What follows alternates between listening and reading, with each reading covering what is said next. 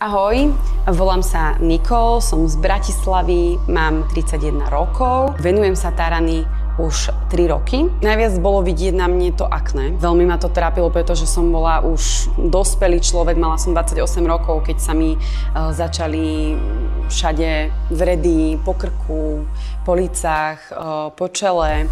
Tarany ma vlastne naviedlo na tú správnu cestu, aby som to nevnímala len lokálne, ale aby som to brala ako celok. Snažila som sa to riešiť celistvo, to znamená, že som nepoužívala iba krémy, iba masky, ale treba naozaj zmeniť aj stravu, celkový životný štýl, psychicky sa dať do pohody, ukludniť sa, pretože keď sa človek neukludní, je človek v strese a má zlú stravu napríklad, tak tie výražky nezmiznú.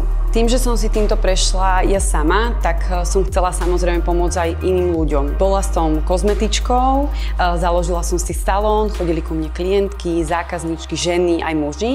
Tak som sa rozhodla ísť cestou tarany, pretože viem tým ľuďom pomôcť a pomáham im tak, ako som pomohla sama sebe. Ukázať im tú psychickú pohodu, tie byliny, to čaro tej prírody, to čaro toho, že ten človek, keď sa začne starať nie len o to, čo si dáva na tú pokožku, ale aj to, čo si dáva do seba, ako sa správa celistvo ku svojmu telu.